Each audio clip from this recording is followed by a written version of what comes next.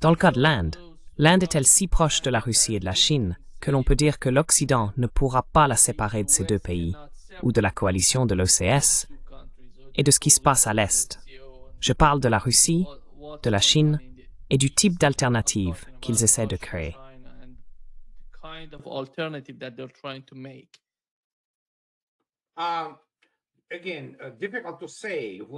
Encore une fois, difficile à dire. Nous savons que parfois l'Inde est instable et bien sûr elle est guidée, comme beaucoup de gens dans de nombreux pays, par les avantages. Mais il est évident que dans l'ensemble, en ce moment, l'avantage est en réalité du côté de la Chine et de la Russie. Il n'y a aucun doute là-dessus. Et encore une fois, beaucoup de gens oublient, l'Inde importe une quantité énorme d'armements russes. Et il s'agit d'armements de pointe. Si l'on regarde les dernières frégates de la marine indienne, la classe Talwar, ce sont essentiellement des frégates russes de la classe Admiral Grigorovitch. Et si l'on considère le BrahMos, et puis devinez quoi? Dans l'actualité d'aujourd'hui, l'Inde veut plus de S-400. Alors tirez-en vos conclusions.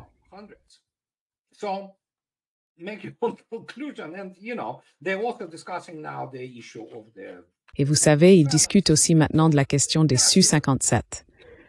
L'Inde a toujours été un client majeur du complexe militaro-industriel soviétique puis russe. Et je peux vous dire une chose, ils ont manifestement rencontré des problèmes avec les Rafales qui ne fonctionnaient pas correctement, contrairement aux S-400 que Modi n'a cessé de louer. Donc oui, c'est, comment dire. Et puis bien sûr, il y a l'énergie. Nous vivons dans une civilisation qui a besoin de plus en plus d'énergie.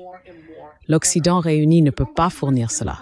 Le seul pays qui peut tout fournir, c'est la Russie. Il vient de se passer quelque chose comme ça, vous voyez. Donc, encore une fois, les avantages sont là.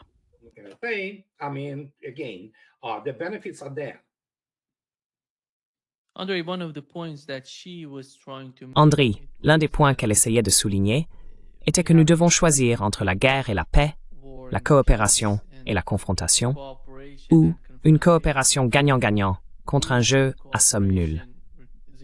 Et elle s'adresse directement aux États-Unis en disant cela. Penses-tu que la Chine a toujours peur que les États-Unis entreprennent une action militaire contre elle?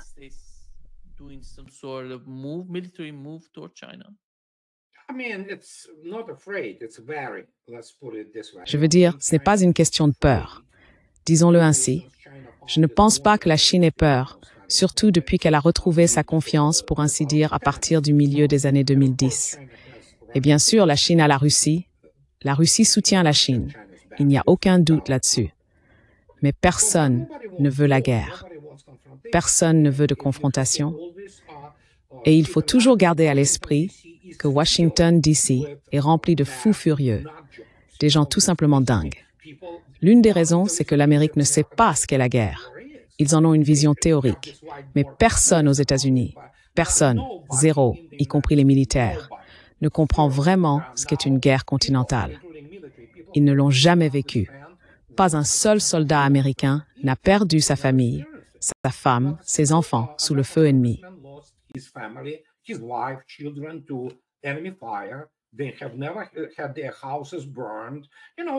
Ils n'ont jamais vu leur maison brûler. Vous savez, ils n'ont tout simplement pas, ils n'en ont aucune idée. Tous ces vétérans aussi, ils ont tué quelqu'un ailleurs, dans une zone reculée. Ils n'ont jamais défendu leur famille. Ils ne savent pas ce que c'est. Ils ne comprennent pas la configuration psychologique de tout cela, parce qu'il n'y a aucun point de référence, ni historique, ni culturel, ni autre. Et donc, fondamentalement, la Chine le comprend. Ils ont perdu un nombre énorme de personnes pendant l'occupation japonaise et pendant la guerre. Donc la Chine comprend très bien le prix à payer. L'Amérique, non. C'est pareil pour la Russie, par exemple. Les Russes ont-ils peur de vous? Je dis non. Mais il y a toutes sortes de cinglés, comme c'était le cas avec l'administration Biden, qui pensent qu'ils sont, vous savez quoi, invulnérables, parce qu'ils sont idiots.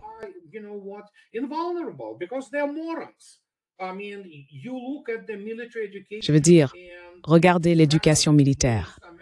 Et la plupart des stratèges américains, vous savez, ceux qui sont proches du pouvoir et qui se rassemblent à Washington, D.C., La plupart d'entre eux sont, en gros, des crétins. Ils ne comprennent rien à ce que cela implique, ni aux conséquences. Si vous allez voir un sénateur stupide, vous ne pouvez pas expliquer à Lindsey Graham que son adresse est connue. Il ne comprend même pas que vous savez, les Russes peuvent littéralement lancer des missiles qui pourraient atterrir directement chez lui, parce qu'ils sont tous gavés de propagande hollywoodienne, sans comprendre que sur le plan technologique, les États-Unis ont perdu la course aux armements de très loin. Ce n'est même pas serré, c'est une victoire par KO.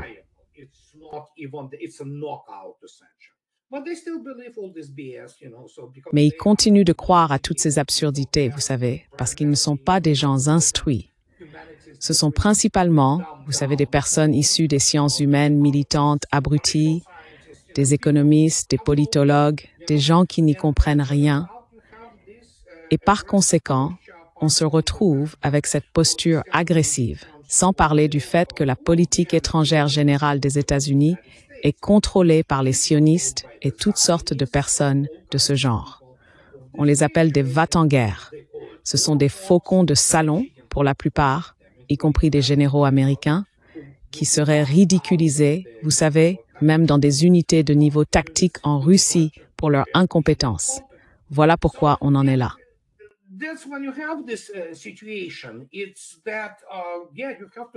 C'est ça, oui. Il faut avancer avec prudence.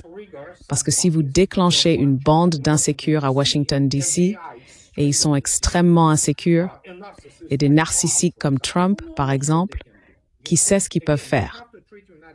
Encore une fois, il faut traiter les États-Unis à ce stade comme un fou. Et c'est ce que font les Russes et les Chinois. Mais militairement, oui. Si les États-Unis commencent une guerre sérieuse, ils cesseront d'exister. C'est aussi simple que ça. Que puis-je dire? Il faut simplement rappeler constamment aux élites politiques et militaires des États-Unis qu'elles mourront avec leurs familles, leurs biens. Ce sera en gros un parking s'ils ne comprennent pas ce qu'ils font.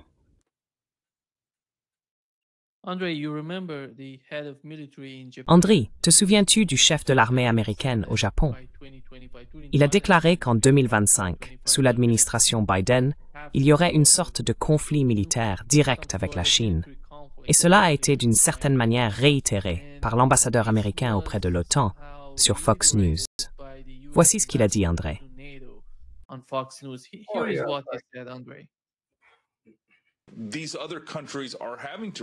Ces autres pays sont obligés de réagir.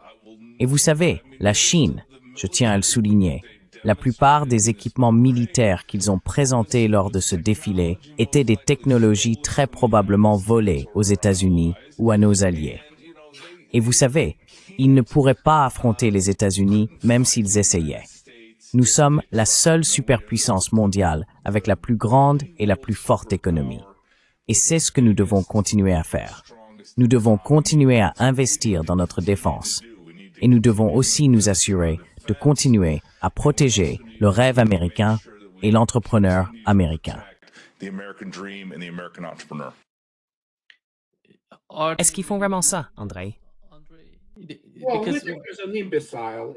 Soldatovich est un imbécile, comme on pourrait s'y attendre de n'importe quel produit du système éducatif américain de nos jours.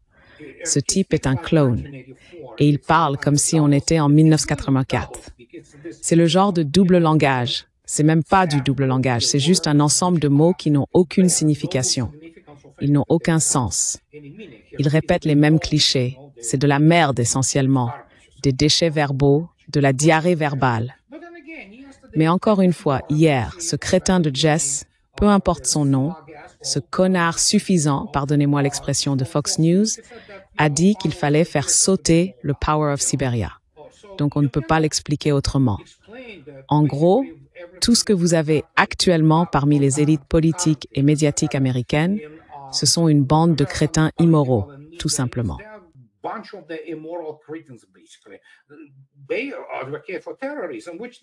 Ils prônent le terrorisme, ce qui montre leur faiblesse. Et ce type, Whitaker, je ne sais pas, c'est juste du verbiage creux. Il débite des choses qu'il ne comprend même pas. Prenez un général américain moyen, ou n'importe quel professeur, disons, de l'école d'état-major et de commandement à Leavenworth, au Kansas, Ils ne réussiraient même pas les examens d'entrée de n'importe quelle académie militaire russe sérieuse. Ils n'ont pas les bases. Ce sont tous des démagogues du tableau blanc qui parlent de tout et de rien, sans comprendre que les États-Unis n'ont jamais été une grande puissance militaire en termes de force terrestre. Ils ont toujours eu une grande marine et une force aérienne impressionnante.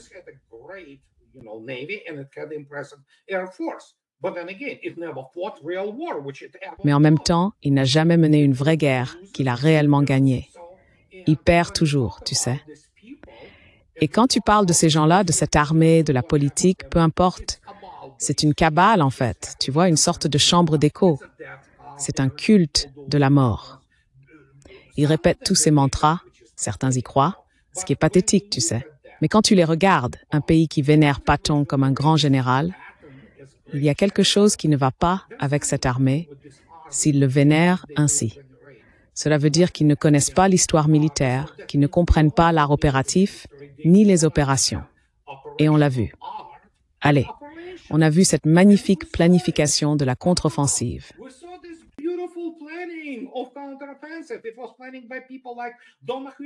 C'était la planification de gens comme Domachi et Guder, ces types de haut niveau, ces personnes respectables.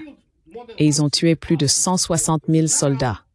Ils n'ont même jamais atteint la première ligne de défense.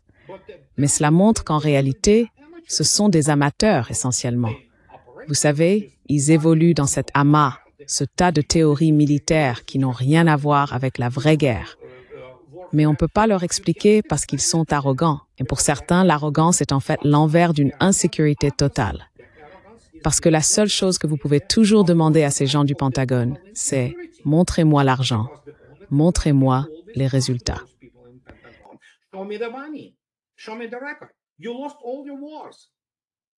Vous avez perdu toutes vos guerres.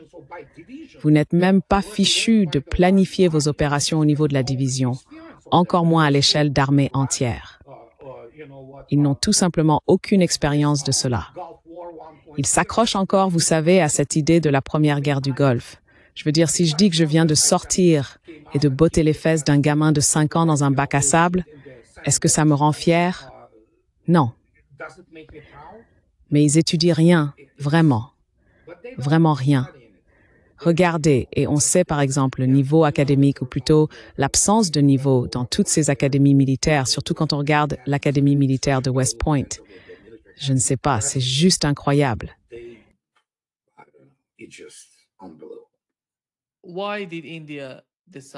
Pourquoi l'Inde a-t-elle décidé de participer? C'était lié aux négociations, car le ministre chinois des Affaires étrangères s'était rendu en Inde auparavant. Il semble qu'ils aient officiellement tout mis en œuvre, vous savez, qu'ils aient facilité le processus de prise de décision du côté indien. Quel est votre avis à ce sujet?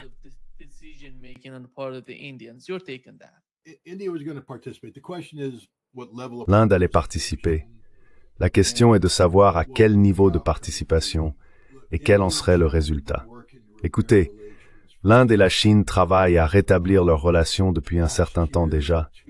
L'année dernière, ou il y a 2 ans, je crois que c'était à Kazan, vous savez, Poutine avait réuni Modi et Xi, et il devait y avoir cette promesse de réconciliation. Mais vous savez, il reste de gros points de friction.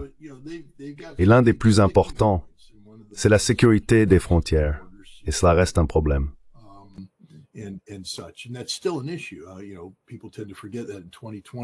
Vous savez, les gens ont tendance à oublier qu'en 2020, des soldats indiens et chinois se sont entretués à cette frontière.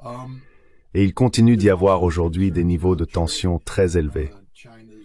Il y a aussi des inquiétudes concernant le commerce, la domination économique de la Chine dans la région Indo-Pacifique, ainsi que des préoccupations du côté de l'Inde. Si elle ne développe pas la capacité de résister à la Chine, elle risque d'être affaiblie par la domination économique chinoise. Il y a également des inquiétudes concernant la relation entre la Chine et le Pakistan.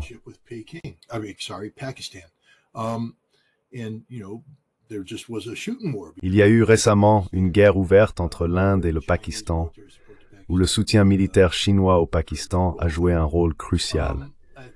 Je pense aussi que l'Inde s'inquiète du rapprochement entre la Russie et la Chine.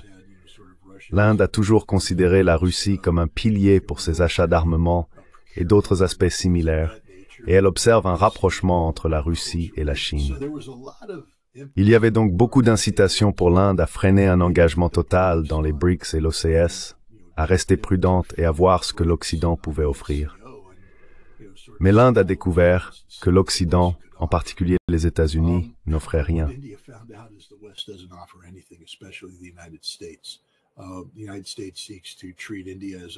Les États-Unis cherchent à traiter l'Inde comme une propriété coloniale, vous savez, en exigeant que l'Inde viole des questions cruciales de sa souveraineté concernant les choix qu'elle fait, par exemple en matière de sécurité énergétique, sur la provenance de son pétrole. Et c'était là l'élément clé, car je ne sais pas si Modi serait allé en Chine autrement. Il aurait probablement envoyé son ministre des Affaires étrangères, par exemple. Mais Modi s'est rendu lui-même, envoyant ainsi un signal clair aux États-Unis, au président Trump, que l'Inde ne se laissera pas intimider par les États-Unis, qui ont imposé de lourds droits de douane à l'Inde, des sanctions secondaires, pour ainsi dire, pour avoir continué à acheter de l'énergie russe.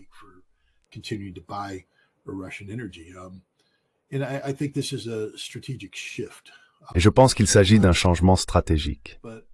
Il reste encore beaucoup de problèmes, mais les Indiens, avec les Russes et les Chinois, ont entamé un dialogue visant à surmonter ces problèmes et à renforcer leurs relations. Maintenant qu'elle est soudée par leurs objections communes à la quête de l'hégémonie mondiale par les États-Unis, fondée sur un ordre international basé sur des règles dont la Russie et la Chine se sont détachées il y a longtemps, et il semble maintenant que l'Inde s'en détache également. C'est très problématique pour les États-Unis.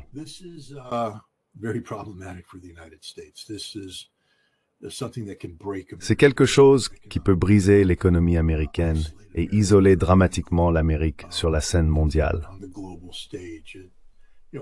Vous savez, je ne vais pas dire qu'il n'y a aucune chance pour l'Amérique de réparer ses relations, mais je dirais qu'à l'heure actuelle, étant donné les très mauvais conseils que Donald Trump reçoit de son secrétaire d'État, de son secrétaire au Trésor et d'autres, il ne semble pas que l'administration Trump ait ni la volonté ni les outils nécessaires pour rétablir les relations avec l'Inde.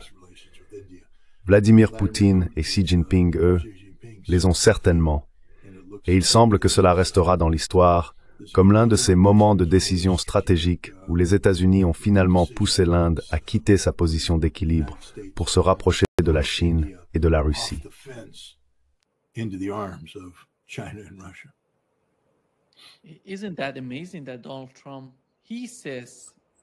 N'est-ce pas incroyable que Donald Trump dise qu'il est trop tard pour que l'Inde revienne? Je ne sais pas ce qui se passe dans sa tête. Qu'il soit trop tard pour que l'Inde ait une meilleure relation avec les États-Unis. Parce que regardez la situation entre la Russie et la Chine. Ils sont dans une sorte de partenariat que personne n'arrive à séparer. Et je ne sais pas combien de temps il faudra à l'administration de Washington pour comprendre la réalité et la nature de la relation que l'Inde entretient avec la Russie et la Chine. Il me semble que, dans un avenir proche, il sera trop tard pour les États-Unis d'améliorer cela, tout comme cela s'est produit dans le cas de la Chine et de la Russie.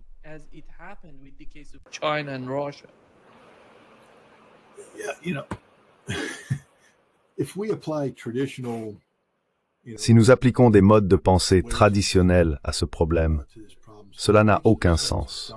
Je veux dire, Donald Trump est littéralement en train de commettre un suicide géopolitique à l'instant même, et il le fait volontairement.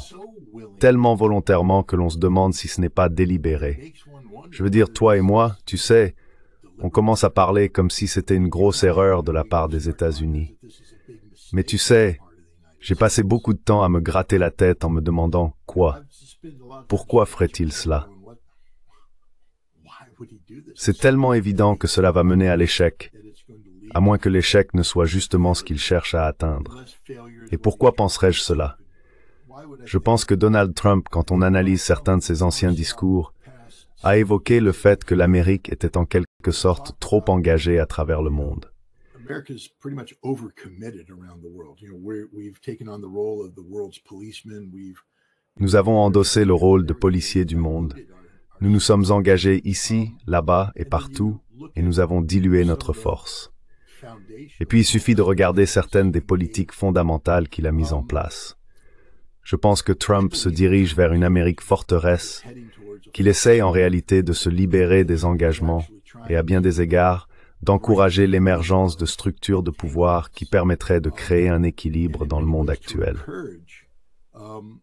L'ordre international fondé sur des règles ne fonctionne tout simplement pas. Il s'effondre. C'est le chaos. Et si les États-Unis continuent d'essayer de réparer cela, nous allons simplement sombrer. C'est comme essayer de faire flotter le Titanic après qu'il a heurté l'iceberg.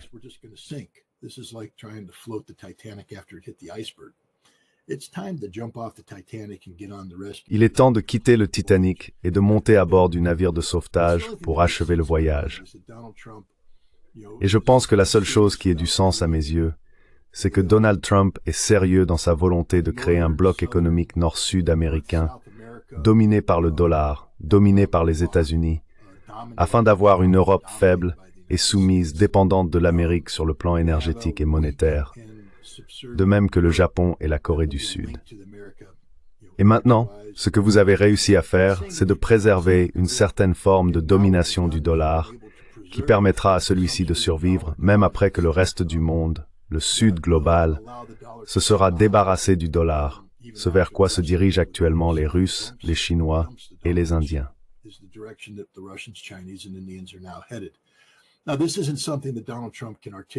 Ce n'est pas quelque chose que Donald Trump peut exprimer publiquement. Tout d'abord, il y aurait énormément d'opposition contre lui. Il utilise donc des atouts, et j'utilise atouts entre guillemets, comme Marco Rubio, le secrétaire Scott Bassett et d'autres, pour créer cette image de l'Amérique est forte, l'Amérique va insister sur ceci ou cela. Et ce sont eux qui prennent l'initiative de sanctionner et d'isoler les États-Unis. Pendant ce temps, Donald Trump consolide la forteresse Amérique. Je pense qu'il se concentre sur le fait de mettre le Canada, le Mexique, l'Amérique centrale et l'Amérique du Sud sous sa coupe. L'un de ses objectifs stratégiques, selon moi, est de placer le Venezuela sous contrôle américain. C'est une sacrée quantité de pétrole.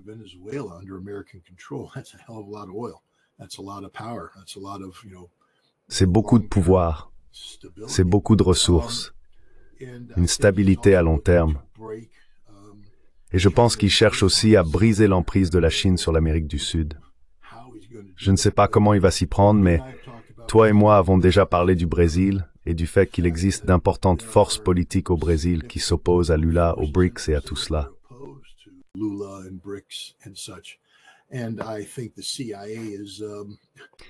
Et je pense que la CIA s'amuse beaucoup en ce moment au Brésil et en Amérique du Sud, en jouant à ses petits jeux habituels. Recruter des gens, en aligner d'autres, en saper certains, tout cela pour provoquer de l'instabilité dans la région, afin que l'Amérique puisse nommer les autocrates qu'elle préfère. Je ne sais pas si cela va réussir, mais c'est la direction que je vois prendre les États-Unis, avec Marco Rubio en tête de file. Je veux dire, pourquoi a-t-il été nommé secrétaire d'État? Pas parce qu'il est en faveur de la paix avec la Russie, ni même parce que c'est un grand sioniste. Il a été nommé secrétaire d'État parce que son grand sujet, c'est le Venezuela et l'Amérique du Sud. C'est son domaine, c'est son cheval de bataille, c'est son précaré. Et maintenant, il est pleinement engagé. Vous savez, on n'abandonne pas le Groenland, on n'abandonne pas le Canada. Et Trump vient de faire une proposition audacieuse aux Sud-Coréens pour qu'ils vendent ou cèdent à l'Amérique le terrain où se trouve la base militaire, afin que ce soit un territoire américain.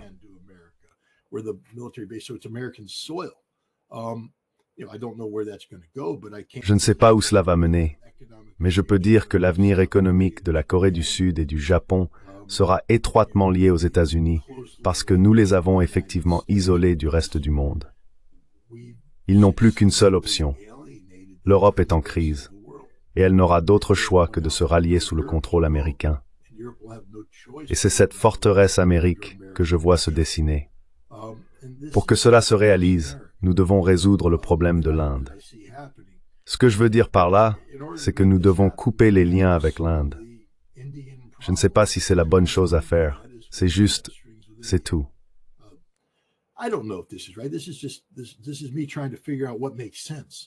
J'essaie de comprendre ce qui a du sens, parce que rien d'autre n'en a.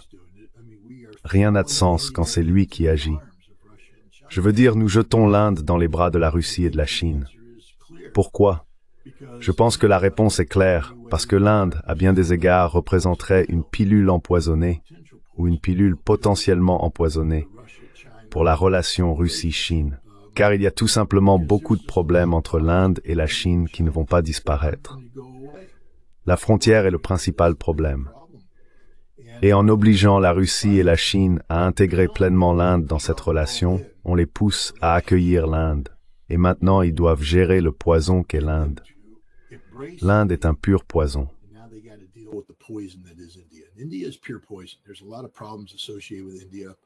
Il y a beaucoup de problèmes liés à l'Inde. Vous savez, et je ne sais pas, je ne pense pas que ça va finir par être le trio du paradis. Ce sera le trio de l'enfer. Et je pense que c'est un autre objectif ici, créer des problèmes pour la Russie et la Chine. Vous savez, des problèmes indirects. Et encore une fois, c'est la CIA qui est derrière tout ça. C'est du pur raisonnement et du pur schéma de la CIA. C'est la seule façon dont je peux l'expliquer. Je ne vais pas rester ici à vous dire que c'est du solide, que c'est exactement, vous savez, que c'est vrai. Ce sont des spéculations, mais rien d'autre n'a de sens. Rien n'a de sens.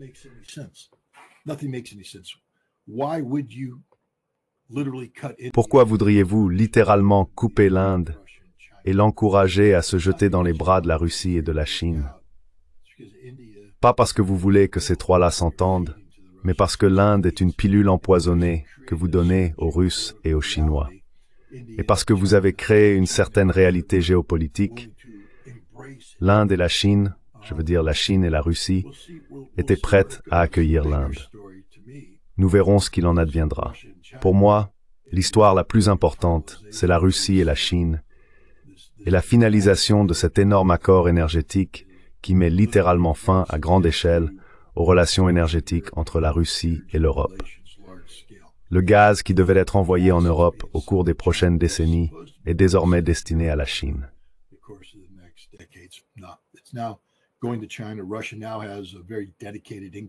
La Russie dispose désormais d'une source de revenus très stable.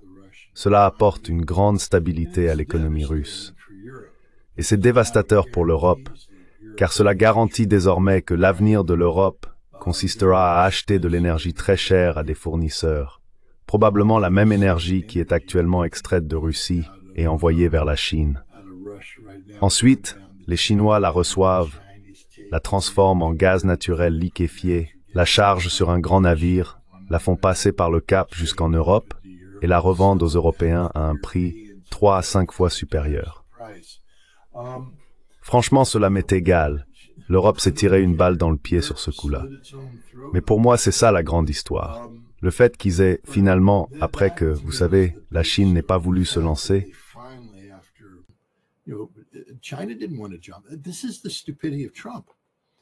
c'est ça, la stupidité de Trump. Parce qu'en réalité, la Chine a longtemps hésité à conclure cet accord. Et la Russie aussi. La Russie a des inquiétudes concernant l'Extrême-Orient et la Chine, la démographie, et ce qui va se passer à mesure que la population chinoise augmente. Ils cherchent des terres, ils se tournent vers l'Extrême-Orient, et il n'y a pas de Russes sur ces terres. Il y a beaucoup de paranoïa à ce sujet. Les Chinois non plus ne veulent pas se limiter, ni s'associer à la Russie et devenir dépendants de l'énergie russe à long terme. Ils cherchaient des alternatives. Ils apprécient cette diversité, cette sécurité énergétique qui vient avec la diversité. Non, merci les États-Unis.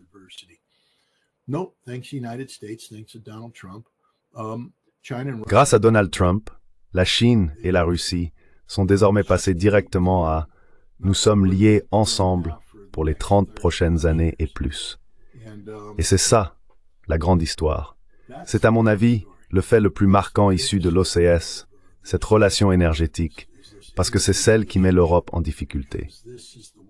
Et puis encore une fois, je ne peux m'empêcher de me demander parce que Trump ne cesse de parler de se tourner vers le Pacifique.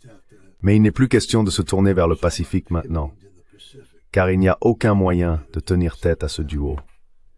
Et je pense que c'est délibéré, car je ne crois pas que Donald Trump cherche une guerre contre la Chine. Je pense qu'il cherche à se désengager de la Chine. Je pense qu'il veut créer une Amérique forteresse.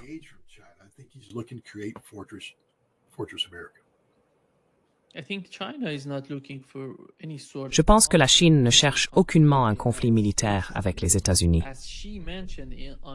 Comme l'a mentionné Xi lors de la journée de la victoire, il a dit que l'humanité devait, une fois de plus, choisir entre la paix et la guerre, le dialogue et la confrontation, la coopération gagnant-gagnant ou le jeu à somme nulle. Qu'avez-vous pensé du défilé en Chine? Ils ont montré beaucoup d'armes, mais il ne s'agit pas d'attaquer d'autres pays. Ils utilisent ce genre de démonstration pour montrer qu'ils sont prêts à se défendre et à protéger ce qu'ils ont accompli jusqu'à présent.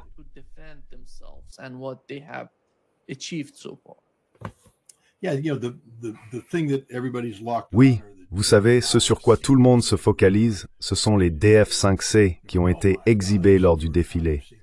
Oh mon Dieu, c'est la première fois qu'on voit le DF-5C. Mais on a déjà vu le DF-5, il existe depuis longtemps. C'est un très gros missile à carburant liquide. Pas très performant. Pas très performant. On sait ce que c'est.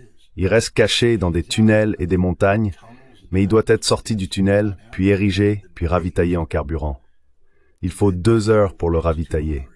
2 heures. Les satellites le détectent.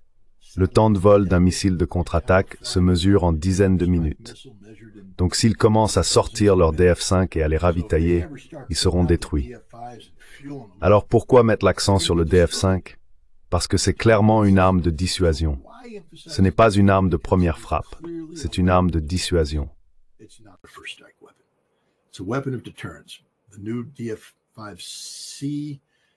Le nouveau DF-5C est équipé de 12 ogives. C'est un gros missile.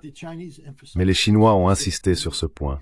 Ils ont déclaré « Nous avons la dissuasion nucléaire ». Ils auraient pu mettre davantage en avant, de façon plus directe, leurs DF-41, qui sont à propergol solide et sont en cours de déploiement dans des silos en Chine occidentale. Ce sont potentiellement des armes de première frappe, ils auraient pu insister là-dessus. Mais tout le monde s'est concentré sur les DF-5, une arme de dissuasion. Le défilé était clairement une démonstration de force, mais je pense aussi que c'était une démonstration de fierté. Soyons honnêtes, on ne gagne pas les guerres avec des troupes de parade. Certes, c'est impressionnant à voir, mon Dieu, la discipline et l'entraînement que cela demande, mais ce ne sont pas des troupes de combat.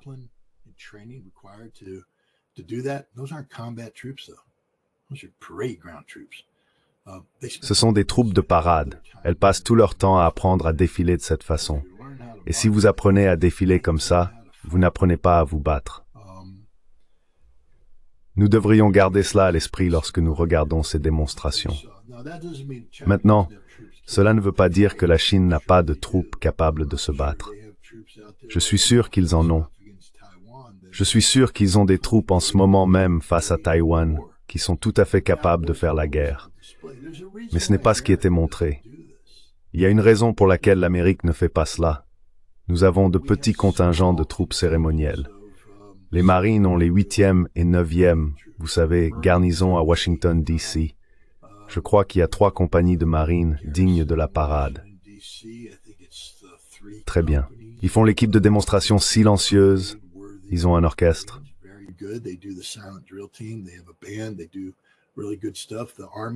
Ils font vraiment du bon travail. L'armée a, vous savez, le régiment qui garde la tombe du soldat inconnu, qui est aussi une unité cérémonielle. La marine, la garde côtière et l'armée de l'air ont toutes des unités cérémonielles, et elles sont utilisées pour les funérailles et les grands événements.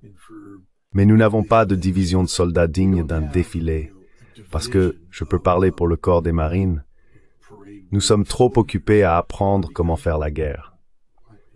Nous sommes trop occupés à comprendre comment tuer, pas comment défiler et avoir fière allure. On sait le faire, on peut défiler, mais c'est pas notre métier. Donc vous savez, n'importe quel militaire regarde les Chinois et se dit « vraiment impressionnant ». Je veux dire, c'est pareil avec les Russes lors du jour de la victoire. C'est sacrément impressionnant, sacrément impressionnant.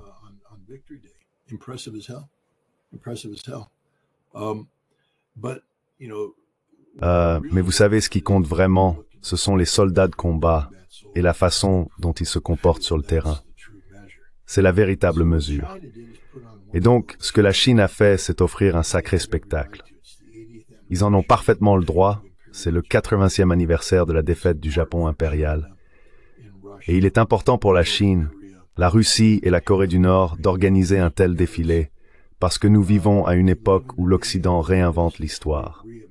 Nous avons déjà vu, lors de la célébration du 80e anniversaire de la victoire, Donald Trump et d'autres essayer de faire croire que ce n'était pas l'Union soviétique qui avait vaincu l'Allemagne nazie, mais les États-Unis, la Grande-Bretagne et la France, et que l'Union soviétique était simplement présente.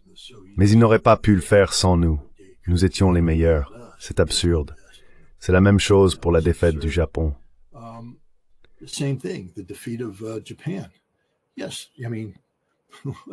Oui, enfin, je viens d'un milieu de marine. Nous, vous savez, nous nous sommes fait les dents sur les campagnes de saut d'île en île. Je veux dire Guadalcanal, Tarawa, Iwo Jima, Okinawa, Peleliu, Saipan, Guam, et ainsi de suite. Ce sont ces batailles qui ont forgé la réputation du corps des marines.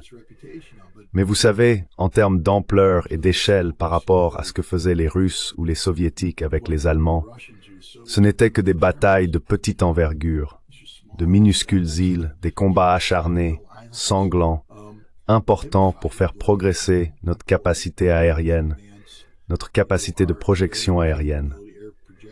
Iwo Jima a été prise parce que nous avions besoin d'un terrain d'aviation pour que les bombardiers puissent revenir du Japon, sinon ils auraient été perdus dans le Pacifique. Vous savez, c'était une guerre navale dans le Pacifique.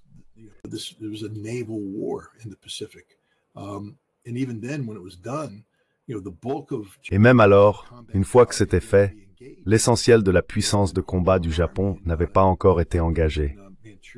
Je veux dire, l'armée du Kwantung opérant en Mandchourie et en Corée, plus d'1 million d'hommes, les forces japonaises là-bas continuaient encore à se battre en Chine et dans le sud-est asiatique occupé. Des millions d'hommes n'avaient pas encore été engagés. Et c'est la Chine qui a brisé l'échine des forces japonaises sur le continent chinois. Ce sont les Russes, l'intervention spectaculaire des Russes en août 1945, qui ont détruit l'armée du Kwantung, brisé leur résistance. Et cela, finalement, combiné avec les 2 bombes atomiques, a poussé le Japon à dire « D'accord, c'est fini ». Mais oui, les États-Unis auraient dû être à cette cérémonie.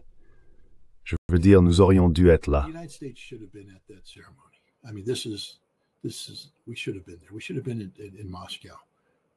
Nous aurions dû être à Moscou parce que nous avons joué un rôle dans cette guerre, un rôle important, un rôle crucial.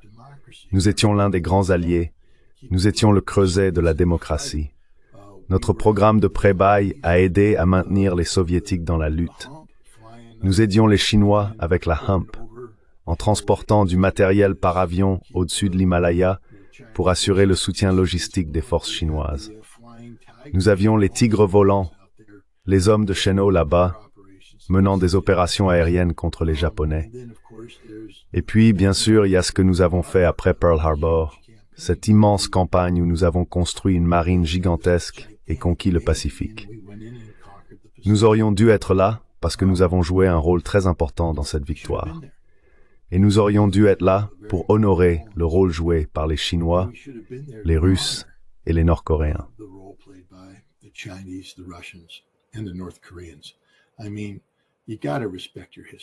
Je veux dire, il faut respecter son histoire.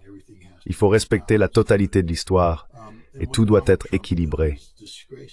Et ce que Donald Trump a fait est honteux. Honteux de prétendre que nous avons gagné la guerre du Pacifique, qu'il n'y a eu aucun rôle joué par les Chinois, que les Chinois nous doivent leur liberté. Vraiment, Donald, tu sais, la grande majorité de notre soutien, je pense presque la totalité, était destinée aux Chinois nationalistes, qui combattaient aussi les communistes en même temps. Ce sont les communistes qui ont chassé les nationalistes à la fin des années 1940. Donc les communistes chinois ne nous doivent rien, tu sais. Enfin, sauf peut-être indirectement.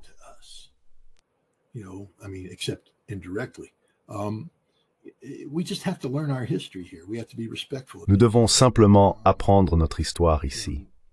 Nous devons respecter l'histoire. Vous savez, nous ne reconnaissons pas le rôle joué par les Russes qui ont perdu des centaines de milliers d'hommes pour briser l'armée japonaise. Que se serait-il passé si la Russie n'était pas intervenue? Que se serait-il passé si le Japon avait retiré ses forces vers les îles principales et avait obligé les États-Unis à venir les déloger à la baïonnette? Vous savez, combien de vies américaines auraient été perdues ainsi? C'est la même chose. Nous ne respectons pas ce que les Soviétiques ont fait en Europe, et nous ne respectons pas ce que les Soviétiques, les Chinois et les Nord-Coréens ont fait dans le Pacifique.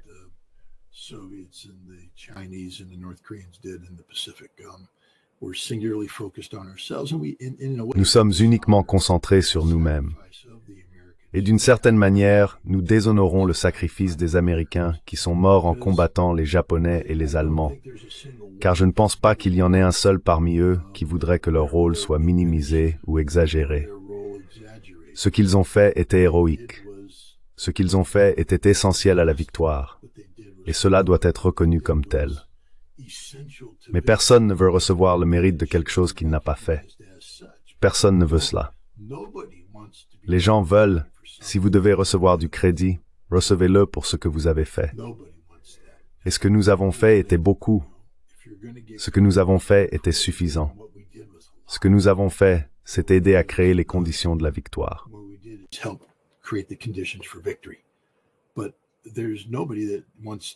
Mais personne ne souhaite s'attribuer la gloire qui revient à d'autres. Et nous devrions le reconnaître. Les Américains ne comprennent pas ce qui se passait. Nous étions concentrés sur Guadalcanal. Pourquoi pas? C'était une bataille importante. Mais alors que la bataille de Guadalcanal faisait rage, étions-nous conscients des grandes batailles terrestres menées en Chine continentale, des grandes batailles terrestres menées en Asie du Sud-Est? Je veux dire, certains Américains ont une connaissance périphérique des maraudeurs de Merrill et, vous savez, de la guerre entre les Japonais et les Britanniques le long de la frontière indienne en Birmanie, mais pas beaucoup plus. Nous n'y prêtons pas vraiment attention.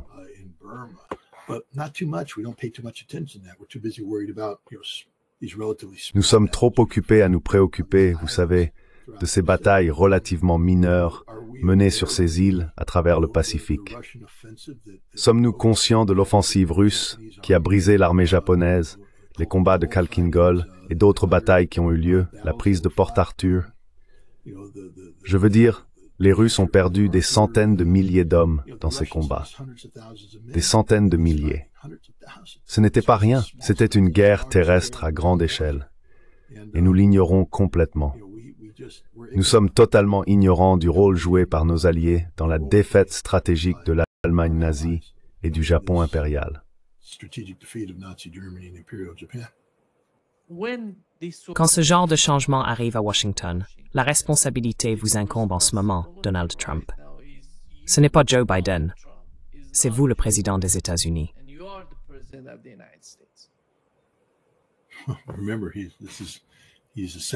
Rappelez-vous, il s'agit d'un président en deuxième mandat.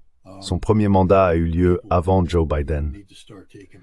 Les gens doivent commencer à examiner de plus près la politique étrangère de Donald Trump pendant sa première administration et les décisions qui ont été prises concernant la Russie, la Chine, l'Inde, car Donald Trump est directement responsable du monde tel qu'il est aujourd'hui. Il a initié un processus que Joe Biden a hérité. Joe Biden ne s'est pas écarté des objectifs et des buts de la politique étrangère de Donald Trump de manière substantielle. La politique envers l'Ukraine était une continuation de la posture très agressive adoptée par Donald Trump. L'idée qu'il n'y aurait pas eu de guerre s'il avait été président est absurde.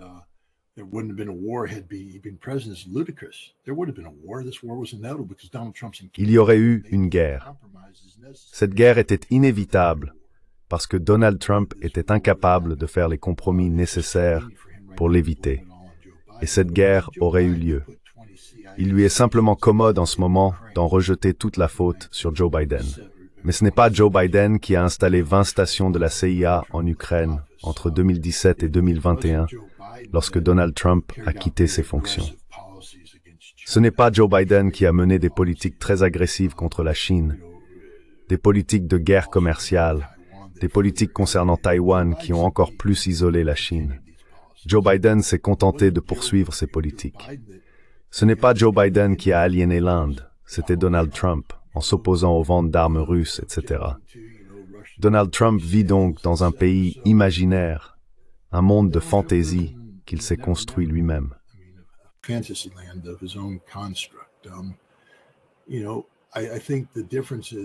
Vous savez, je pense que la différence entre avant et maintenant, c'est qu'aujourd'hui, il a une vision du monde qu'il est prêt à mettre en œuvre de manière agressive. Je pense que lors de son premier mandat, il avait des concepts vagues, mais il ne savait vraiment pas ce qu'il essayait d'accomplir, ni comment il comptait s'y prendre. Mais le temps qu'il a eu entre son premier et son second mandat, à observer Joe Biden, lui a permis d'élaborer une vision qu'il essaie, selon moi, de mettre en œuvre aujourd'hui. Mais pour y parvenir, il doit prendre ses distances avec ses politiques passées. Et il le fait grâce au véhicule commode que représente Joe Biden.